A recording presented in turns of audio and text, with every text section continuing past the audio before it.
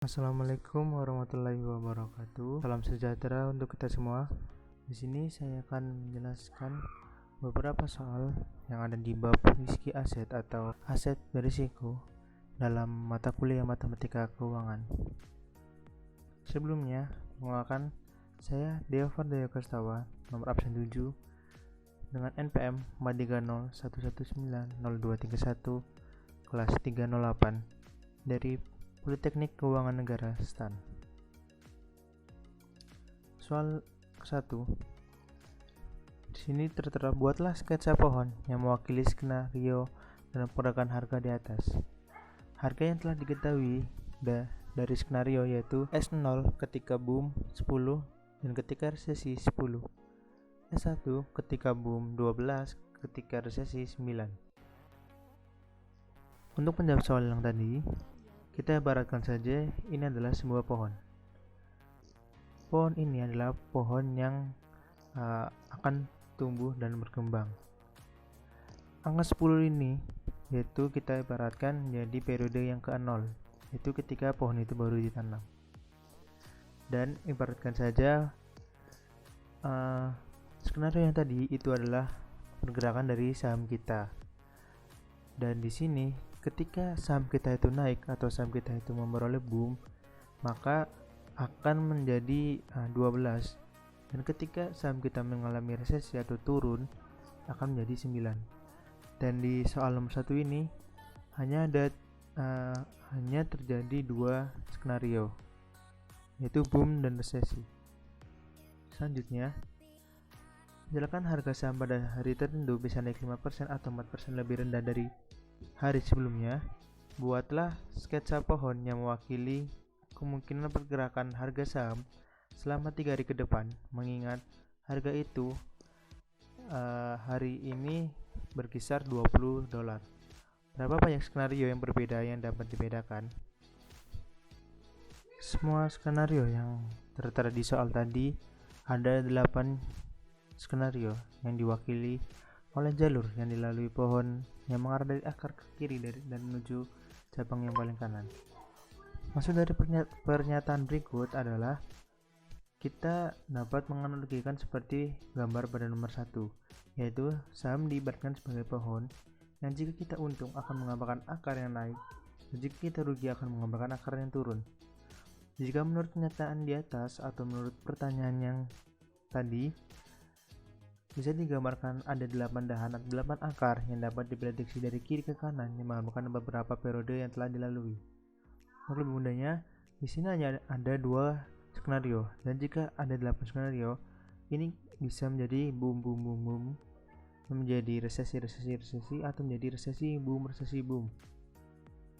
Atau saham itu dapat berfluktuasi naik turun menjadi 8 skenario. Oke. Untuk soal selanjutnya, diberikan hasil berikut dan dengan asumsi bahwa S0 adalah $45, temukan kemungkinan harga saham dalam ekonomi tinggal langkah dan buatlah sketsa pohon yang memiliki pergerakan harga sebagai berikut, yaitu skenario yang tertera di sini yaitu ada K1, K2, K3, ada W1, W2, W3, omega.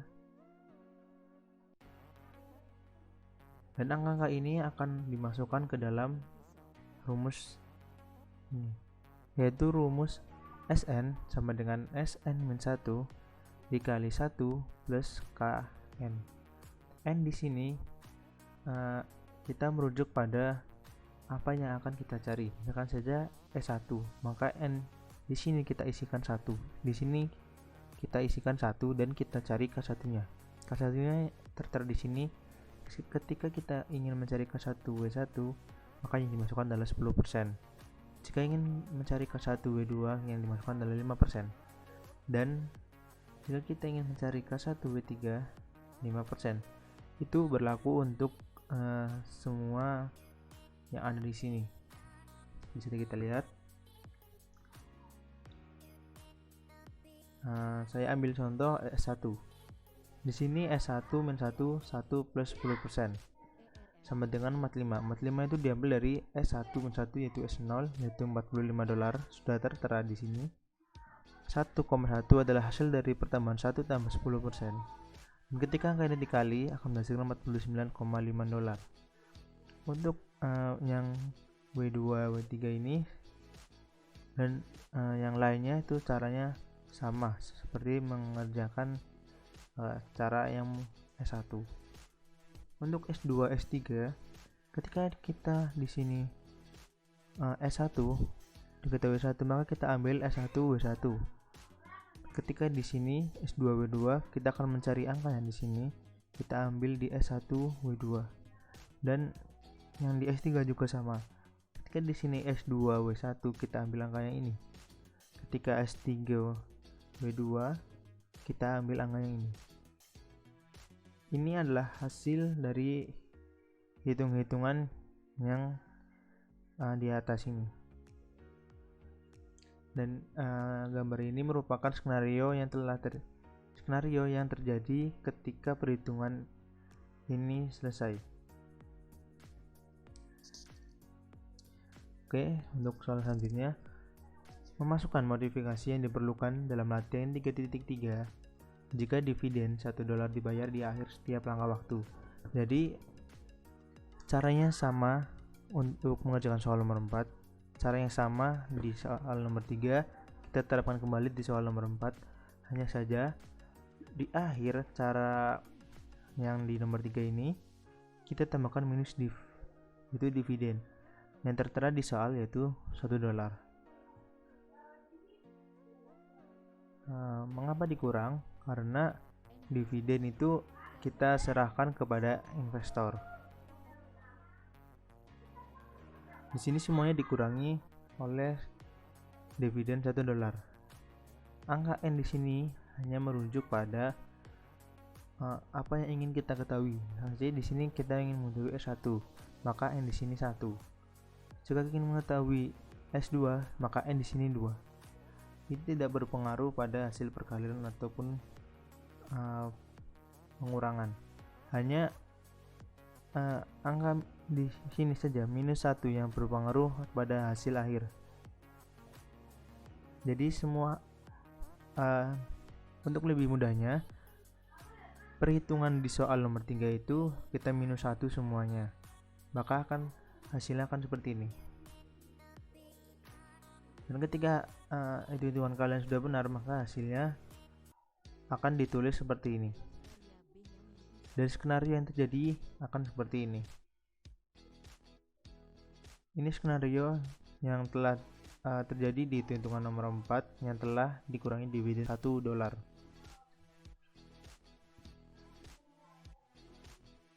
Oke, selanjutnya tentukan K0,2 dan K0,3 untuk data dalam latihan 3.3 dan dibandingkan hasil dengan jumlah pengembalian satu langkah K1 plus K2 dan K1 plus K2 plus K3 masing-masing.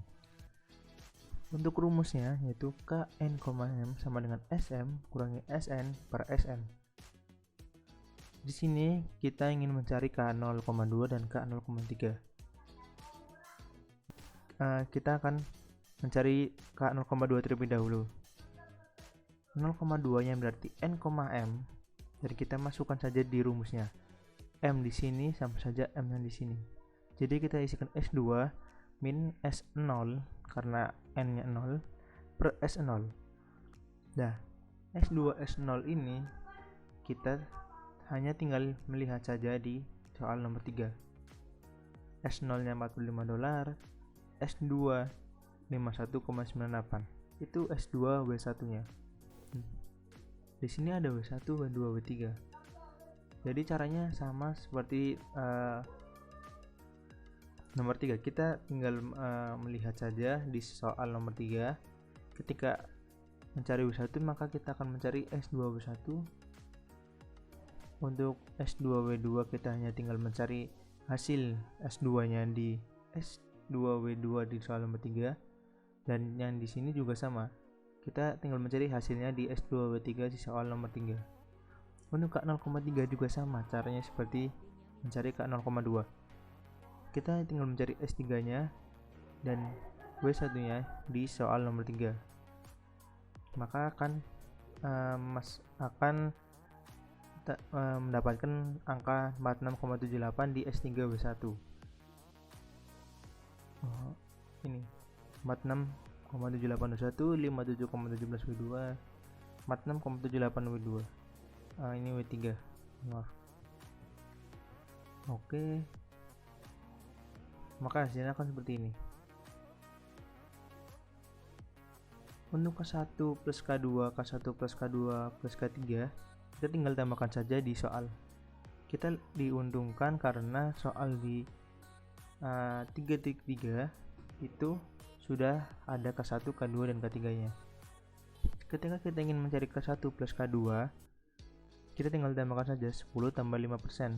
Jika ingin menambahkan K1, K2, dan K3, kita tinggal tambahkan lagi 10 minus 10%. Untuk W2, W3 nya kita dengan cara yang sama, kita tambahkan saja semuanya kita tambahkan. Jika ingin mencari K1, K2, tambahkan hanya sebatas ini. Dan ketika kita mencari K1 plus K2 plus K3, kita tambahkan semuanya dalam arti W1 sendiri, W2 sendiri, W3 sendiri. Oke. Maka hasilnya akan seperti ini. Nah, ini berarti jumlah pengembalian satu langkah cenderung lebih besar daripada laba atas total interval jika tanda satu langkah kembali bergantian. Soal selanjutnya, dengan probabilitas resesi, stagnasi, dan boom sebesar setengah, seperempat, dan seperempat, dan prediksi pengembalian tahunan dalam dua skenario pertama ini masing-masing pada minus 5% dan minus 6% dan 6%. Kita telah mendapatkan dua skenario utama. Temukan pengembalian tahunan di sisa skenario jika pengembalian tahunan yang diharapkan diketahui 6%. Jadi sebenarnya di soal ini kita harus mendapatkan 3 skenario utama.